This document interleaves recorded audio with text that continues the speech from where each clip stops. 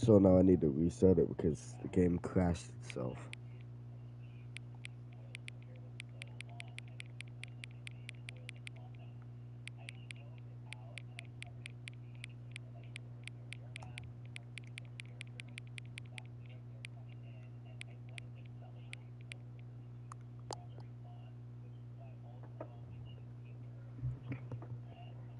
Hmm. Hang on.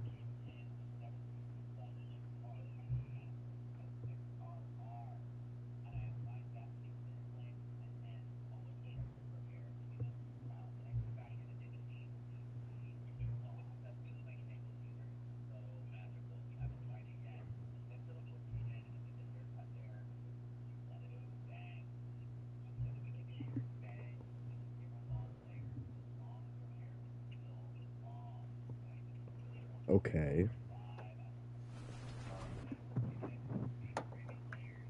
Yeah, I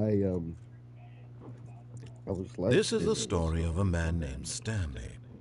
and Stanley worked for a company in a big building where he was employee number 427. Employee number 427's job was simple. He sat at his desk in room 427 and he pushed buttons on a keyboard. Orders came to him through a monitor on his desk, telling him what buttons to push, how long to push them, and in what order. This is what employee 427 did every day of every month of every year. And although others might have considered it soul-eating, Stanley relished every moment that the orders came in, as though he had been made exactly for this job. And Stanley was happy. And then one day, something very peculiar happened.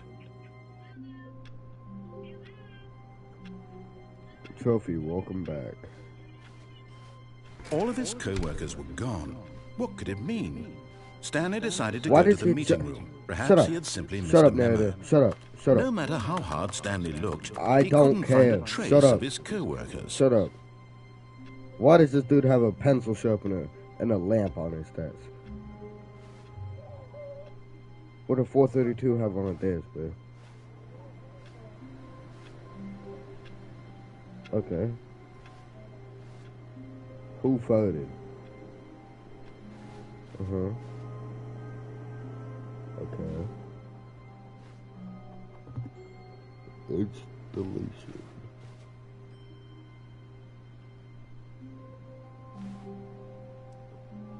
Look, I just hate my boss. Smile.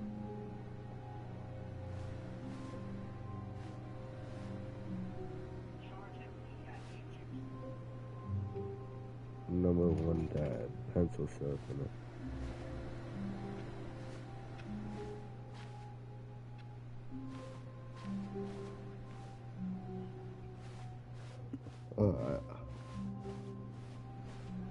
It's in here. What's that door? What do that door?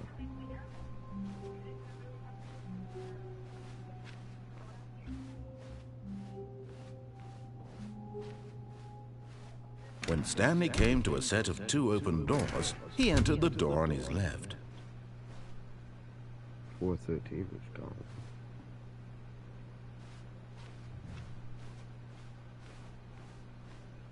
Yet there was not a single person here either. Feeling a wave of disbelief, Stanley decided to go up to his boss's office, hoping he might find an answer there. I was done reading.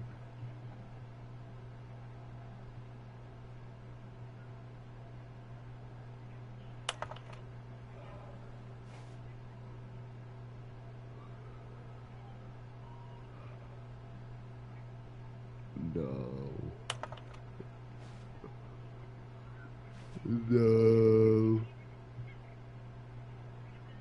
No.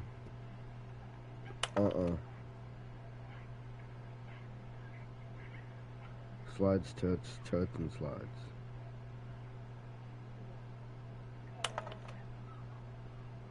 Wait, oh, it's the same to pick the same information. Yeah. 5. Okay. Boss appreciation. Circle top 26 love must fight. Boss. Fill out. I'm not doing all that. Fuck you.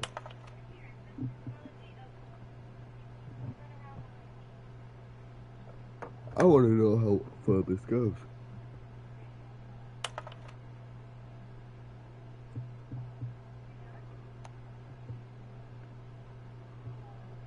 Mitosis. Metamorphosis. Okay, so it just loops.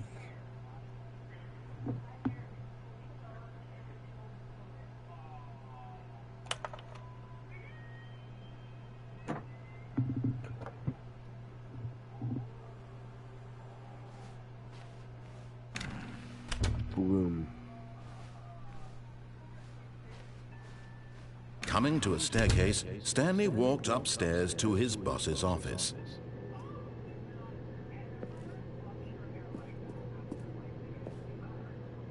I don't like the look of that. I'm going up.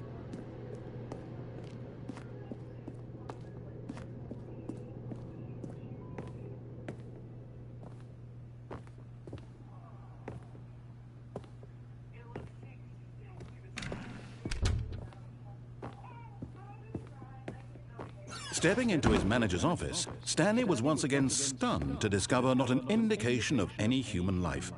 Shocked, unraveled, Stanley wondered in disbelief who orchestrated this. What dark secret was being held from him?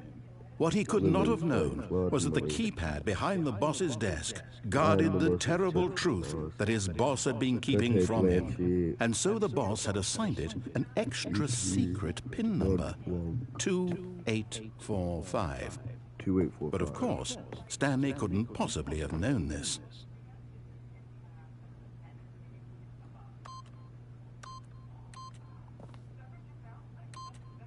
Yet incredibly, by simply pushing random buttons on the keypad, Stanley happened to input the correct code by sheer luck. Amazing. He stepped into the newly opened passageway.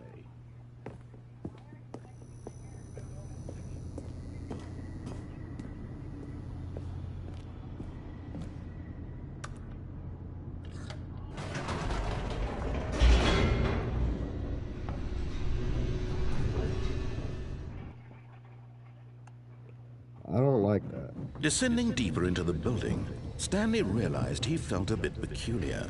It was a stirring of emotion in his chest, as though he felt more free to think for himself, to question the nature of his job. Why did he feel this now, when for years it had never occurred to him? This question would not go unanswered for long. Yo, Chad, I'm gonna go get some water. I'm gonna go get some water. Give me a minute.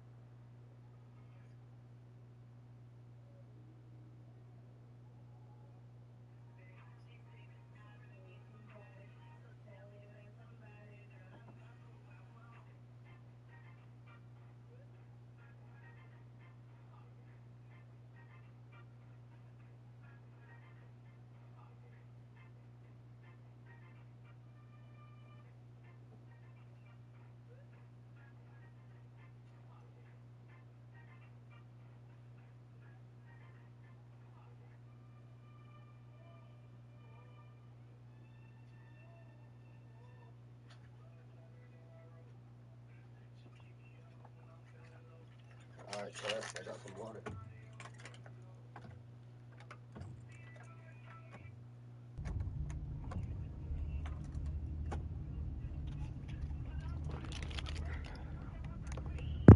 Alright, chat, I got some water.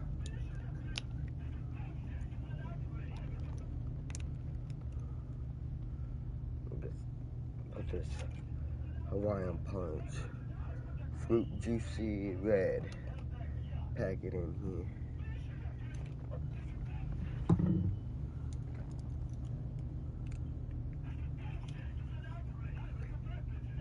I'm gonna shake the bitch in. Alright. Oh, what the fuck? Take me up. Yeah, take me up. Whoops. Nope. Never mind. Stanley actually got back into the elevator and went back up. Silly me. Why did Stanley do that when he knew that it would just lead back to his boss's office? Well, that's a great question. I just can't wait to find out. Chat, there's some good water.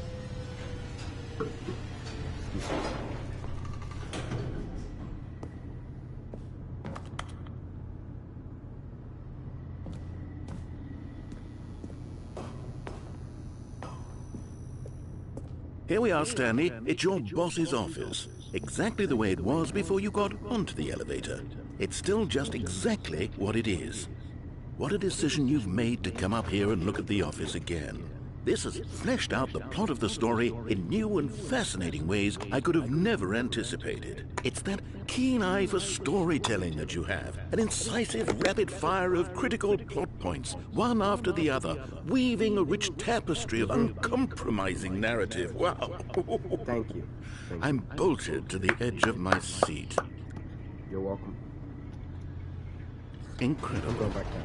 Now he's getting back into the elevator and going down again. Ladies and gentlemen, how does he keep coming up with all this? I don't know, man. Just talented.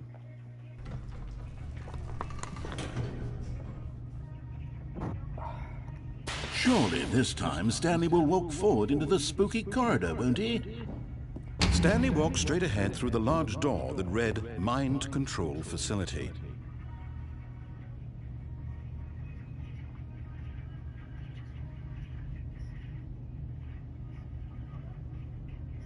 Chat.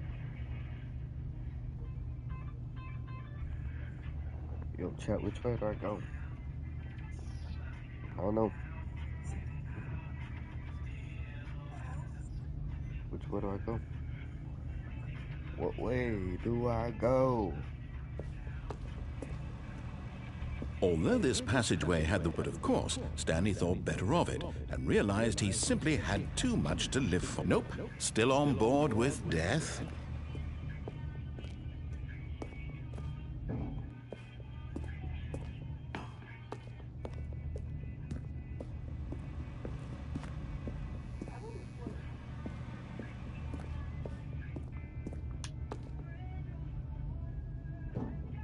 I'll go this way.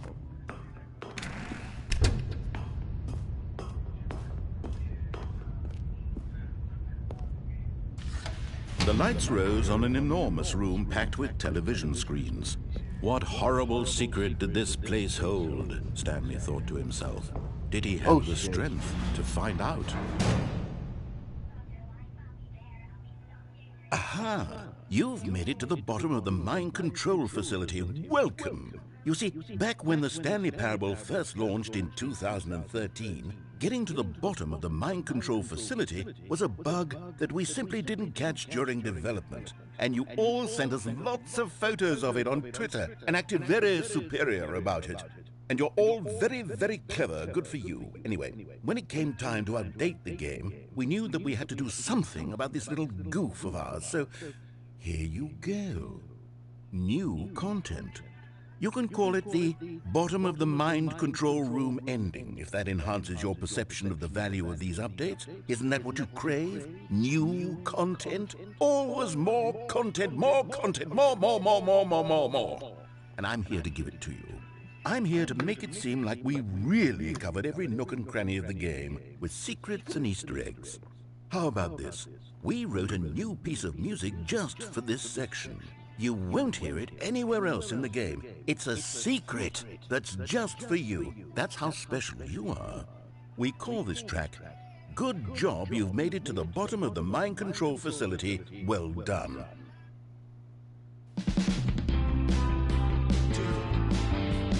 Good job, you did it. Good job. 3, 2, 1. Good job, you made it to the bottom of the mind control facility. You jumped on the catwalk. You should have been careful. You should have been careful. It used to be a bug, but now it's an ending. Now it's an ending. I believe in you. I believe in your ability to cross this barrier and chase your dreams. Railings don't mean anything. Good job, you did it. Good job, you did it. Good job, you did it. Good job, you did it. Good job, you did it. Good job, you did it. Good job, you did it. Good job, you did it. Good job, you did it. Good job, you did it.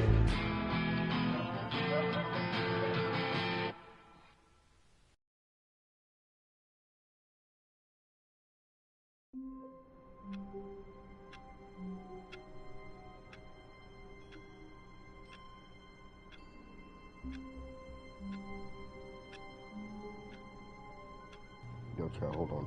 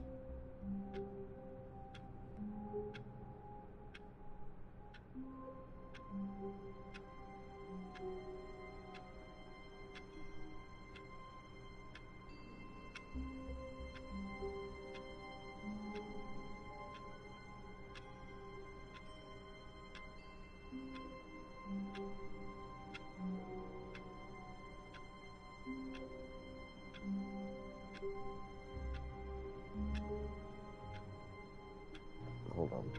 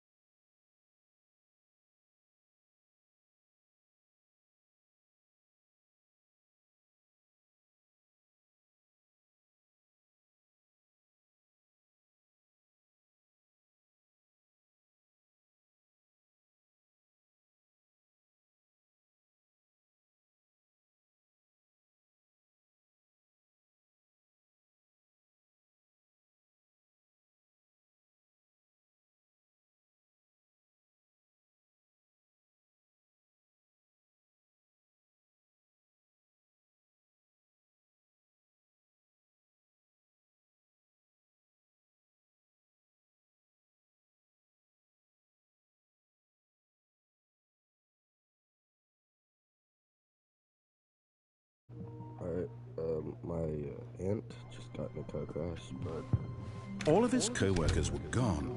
What could it mean? Stanley decided to go to the meeting room. Perhaps he had simply missed a memo.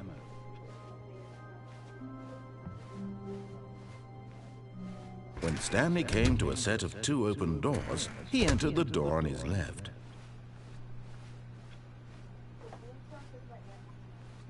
Yet there was not a single person here either. Feeling a wave of disbelief, Stanley decided to go up to his boss's office. Coming to a staircase, Stanley walked upstairs to his boss's office.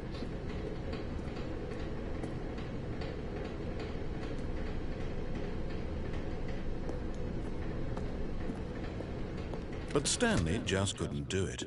He considered the possibility of facing his boss, admitting he had left his post during work hours. He might be fired for that. And in such a competitive economy, why had he taken that risk? All because he believed everyone had vanished. His boss would think he was crazy. And then something occurred to Stanley. Maybe, he thought to himself, maybe I am crazy. All of my co-workers blinking mysteriously out of existence in a single moment for no reason at all. None of it made any logical sense. And as Stanley pondered this, he began to make other strange observations. For example, why couldn't he see his feet when he looked down? Why did doors close automatically behind him wherever he went? And for that matter, these rooms were starting to look pretty familiar. Were they simply repeating? No, Stanley said to himself, this is all too strange. This can't be real. And at last, he came to the conclusion that had been on the tip of his tongue. He just hadn't found the words for it. "I'm dreaming!" he yelled. "This is all a dream." Oh, what a relief Stanley felt to have finally found an answer, an explanation. His co-workers weren't actually gone. He wasn't going to lose his job. He wasn't crazy after all. And he thought to himself, I suppose I'll wake up soon. I'll have to go back to my boring real-life job pushing buttons. I may as well enjoy this while I'm still lucid. So, he imagined himself flying and began to gently float above the ground. Then he imagined himself soaring through space on a magical starfield, and it too appeared. It was so much fun, and Stanley marveled that he had still not woken up. How was he remaining so lucid? And then perhaps the strangest question of them all entered Stanley's head. One he was amazed he hadn't asked himself sooner. Why is there a voice in my head dictating everything that I'm doing and thinking?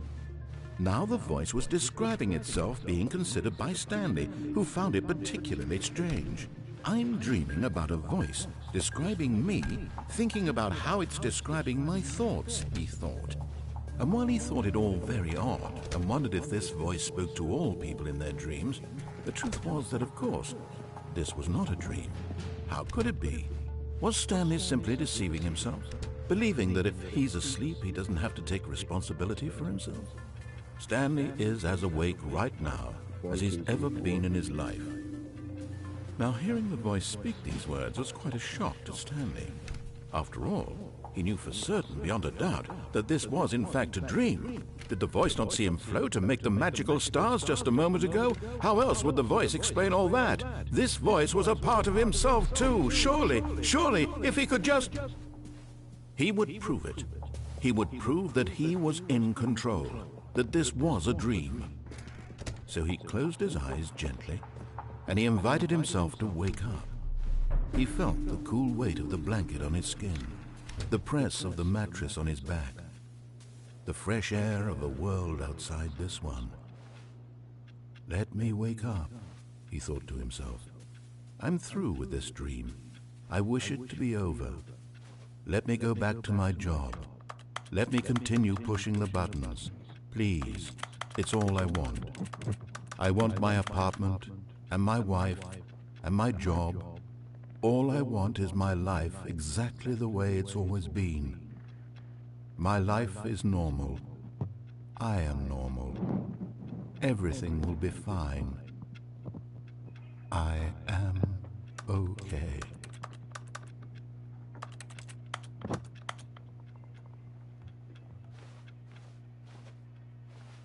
Stanley began screaming.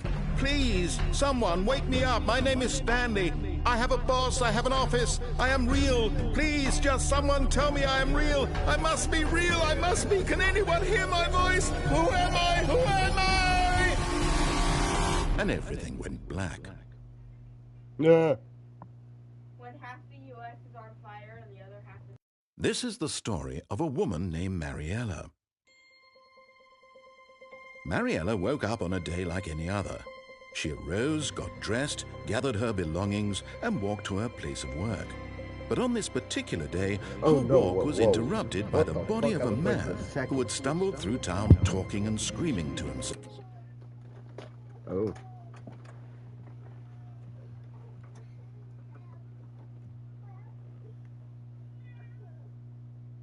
Coco, Kitty.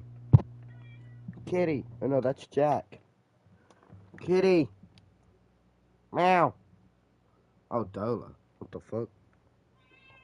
Meow. Meow. No, you're not going in there. Kitty. Kimberly.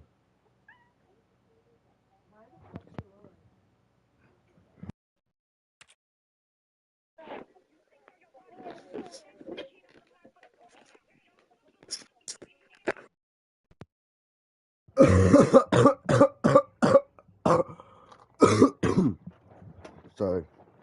I've been coughing for a little while.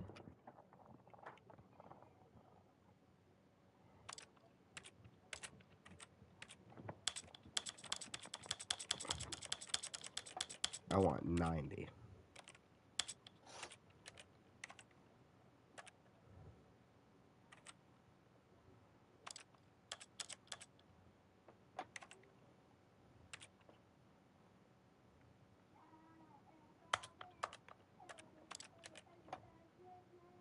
And then collapsed dead on the sidewalk. And although she would soon turn to go call for an ambulance, for just a few brief moments, she considered the strange man. He was obviously crazy. This much she knew. Everyone knows what crazy people look like. And in that moment, she thought to herself how lucky she was to be normal. I am sane. I am in control of my mind. I know what is real and what isn't. It was comforting to think this, and in a certain way, seeing this man made her feel better. But then she remembered the meeting she had scheduled for that day, the very important people whose impressions of her would affect her career, and by extension, the rest of her life. She had no time for this, so it was only a moment that she stood there, staring down at the body. And then she turned and ran.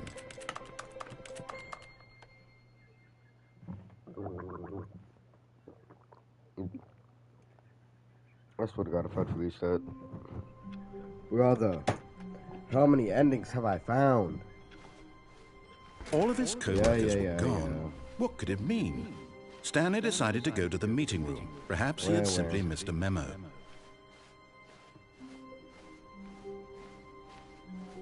When Stanley came to a set of 2 open doors, he entered the door on his left.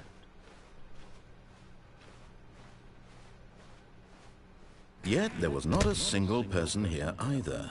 Feeling a wave of disbelief, Stanley decided to go up to his boss's office. Coming to a staircase, Stanley walked upstairs to his boss's office.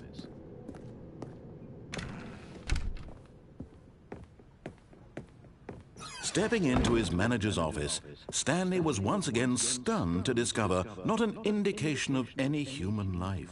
What could it mean? Stanley wondered aloud to nobody. He began wildly tearing through papers on the boss's desk, pulling books off the shelf, looking behind paintings, desperate for clues to his situation. But his attention was caught by a keypad behind the boss's desk. What could its purpose be? In fact, this keypad guarded the terrible secret that lay buried below his feet. And so the boss had assigned it an extra secret PIN number, 2845. But of course, Stanley couldn't possibly have known this.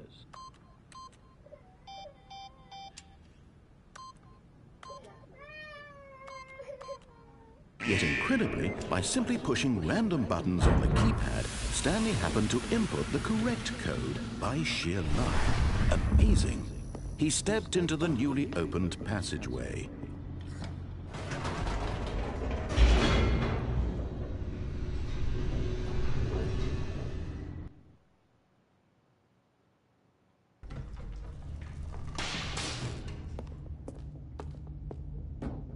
Stanley walked straight ahead through the large door that read Mind Control Facility.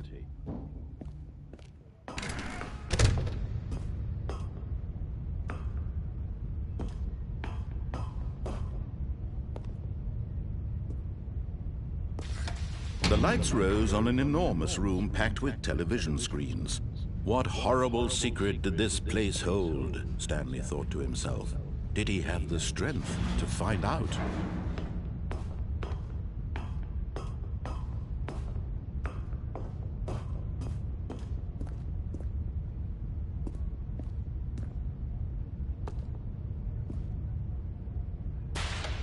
Now the monitors jumped to life, their true nature revealed. Each bore the number of an employee in the building, Stanley's co-workers. The lives of so many individuals reduced to images on a screen, and Stanley, one of them, eternally monitored in this place where freedom meant nothing.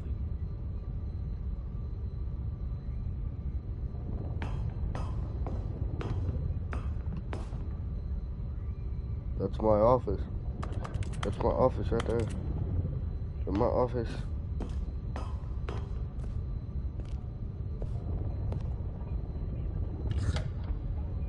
This mind control facility, it was too horrible to believe. It couldn't be true. Had Stanley really been under someone's control all this time? Was this the only reason he was happy with his boring job? That his emotions had been manipulated to accept it blindly? No, he refused to believe it. He couldn't accept it. His own life in someone else's control? Never. It was unthinkable, wasn't it? Was it even possible? Had he truly spent his entire life utterly blind to the world? But here was the proof, the heart of the operation. Controls labeled with emotions, happy or sad or content, walking, eating, working, all of it monitored and commanded from this very place. And as the cold reality of his past began to sink in, Stanley decided that this machinery would never again exert its terrible power over another human life. For he would dismantle the controls once and for all.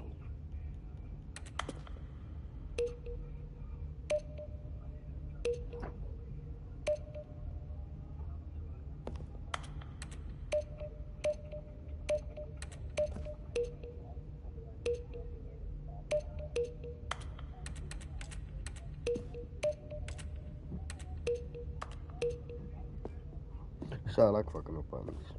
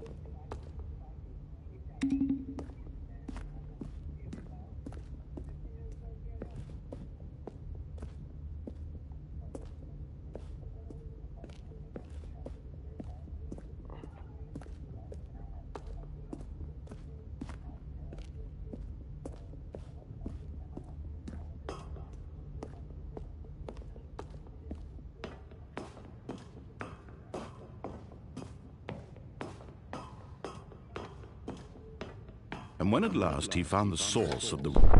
Oh, Stanley, you didn't just activate the controls, did you? After they kept you enslaved all these years, you go and you try to take control of the machine for yourself? Is that what you wanted? Control?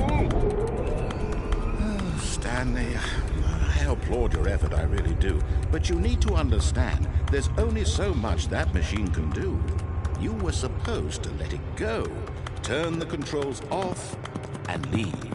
If you want to throw my story off track, you're going to have to do much better than that.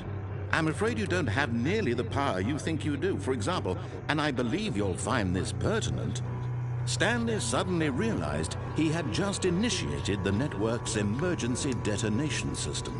In the event that this machine is activated without proper DNA identification, nuclear detonators are said to explode, eliminating the entire complex.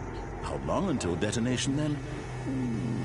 Let's say 2 minutes. Ah, now this is making things a little more fun, isn't it, Stanley? It's your time to shine. You are the star. It's your story now. Shape it to your heart's desires. Oh, this is much better than what I had in mind. What a shame we have so little time left to enjoy it. Mere moments until the bomb goes off. But what precious moments each one of them is. More time to talk about you, about me, where we're going, what all this means. I barely know where to start. What's that? You'd like to know where your co-workers are? A moment of solace before you're obliterated? All right, I'm in a good mood. You're gonna die anyway. I'll tell you exactly what happened to them. I erased them. I turned off the machine. I set you free. Of course, that was merely in this instance of the story. Sometimes when I tell it, I simply let you sit there in your office forever, pushing buttons endlessly and then dying alone. Other times, I let the office sink into the ground, swallowing everyone inside, or I let it burn to a crisp. I have to say this, though, this version of events has been rather amusing. Watching you try to make sense of everything and take back the control wrested away from you, it's quite rich. I almost hate to see it go. But I'm sure whatever I come up with on the next go-around will be even better. No. My goodness, only 34 seconds left. But I'm enjoying this so much. You know what? To hell with it. I'm going to put some extra time on the clock. Why not? These are precious additional seconds, Stanley. Time doesn't grow on trees. Oh dear me, what's the matter, Stanley? Is it that you have no idea where you're going or what you're supposed to be doing right now? Or did you just assume when you saw that timer that something in this room was capable of turning it off? I mean, look at you. Running from button to button, screen to screen, clicking on every little thing in this room. These numbered buttons, no, these colored ones. Or maybe this big red button, or this door. Everything, anything, something here will save me. Why would you think that, Stanley? That this video game can be beaten? Won? Solved? Do you have any idea what your purpose in this place is? Stanley, you're in for quite a disappointment. But here's a spoiler for you. That timer isn't a catalyst to keep the action moving along. It's just seconds ticking away to your death. You're only still playing instead of watching a cutscene because I want to watch you for every moment that you're powerless. To see you made humble. This is not a challenge. It's a tragedy. You wanted to control this world, that's fine.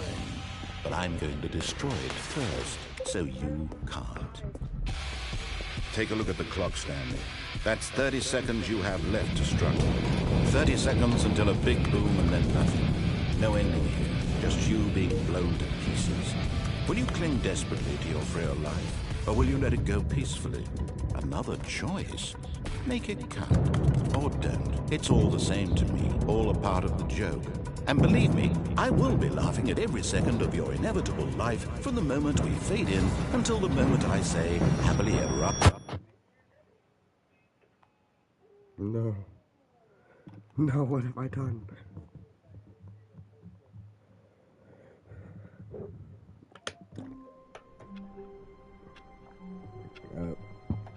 Continue this another time. That's it. See, I hope you enjoyed if you're watching this in the future, because nobody was watching. If you watch it this far, like and subscribe, please.